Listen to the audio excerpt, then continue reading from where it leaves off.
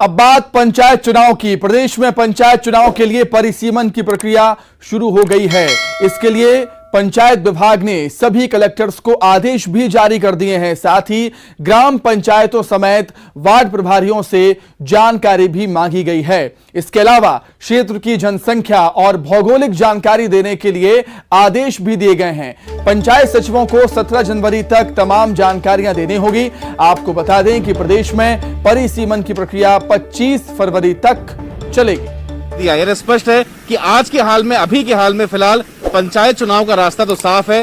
बहरहाल जाते जाते विवेक तनखा ये जरूर कह गए कि वो सुप्रीम कोर्ट का दरवाजा खटखटाएंगे, लेकिन बिल्कुल सही कहा, जैसे कि प्रवीण सर भी कह रहे थे कि अमूमन हाईकोर्ट के किसी भी ऑर्डर्स पर इंटरिम ऑर्डर सुप्रीम कोर्ट नहीं करता। अब तक का यही सिद्धांत हमने अभी तक देखा है। तो संभवतः शायद कोई एक बड़ा रिलीफ याचिकाकर्ताओं को ना मिले, लेकिन फिर भी हमें इंतजार रहेगा। अगर याचिका दायर होती है सुप्रीम कोर्ट में तो क्या सुप्रीम कोर्ट भी इसी मत के साथ आगे बढ़ेगा या कोई रिलीफ याचिकाकर्ताओं को मिलेगा। लेकिन हाल फिलहाल आज यही एक बड़ी खबर है कि पंचायत चुनाव का रास्ता फिलहाल साफ है। बिल्कुल बिल्कुल ठीक बात की। प्रतीक, आपसे यह भी जानना चाहूंगा मैं कि हाईकोर्ट में विवेक तनखा ने क्या कुछ दलीलें रखी थी?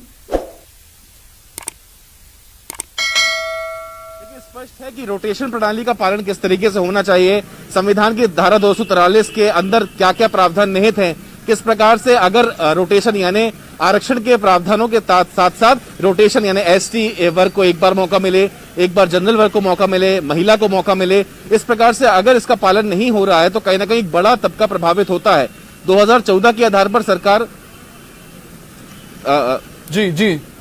सरकार 2014 के आधार पर जो आरक्षण हुआ था उसके लिहाज से पंचायत चुनाव कराना चाहती है, लेकिन कहीं ना कहीं देखा जाए तो हाईकोर्ट ने ये स्पष्ट किया कि चूंकि ग्वालियर बेंच के समक्ष जब याचिका यानी मामला पहुंचा था उस वक्त हमने किसी प्रकार का अंतरिम ऑर्डर नहीं दिया है। इस लिहाज से हम एक अदालत के एक ही मामले में किसी दूसरे अदालत के ऑर्डर को बाईपास नहीं कर सकते। तो फिलहाल इंटरिम रिलीफ हम नहीं देंगे, यानी रोक जो है पंचायत इलेक्शंस पर उसका ऑर्डर अभी जारी नहीं होगा। ठीक है प्रतीक, मैं आपको यहाँ पर रोकना चाहूंगा। बीजेपी कांग्रेस से भी हम रिएक्शन ले लेते हैं। बीजेपी से हितेश वाजपेयी जी और कांग्रेस से सैयद जाफर जी हमारे साथ जुड़ गए हैं। प्रवीण जी भी लगातार हमारे साथ बने हुए हैं। प्रवीण जी का पहला मैं कमेंट ले लूंगा। प्रवीण जी, ऐसा कि प्रतीक भी कह रहे हैं कि हालांकि अभी पंचायत चुनाव का रास्ता बिल्कुल साफ हो चुका है।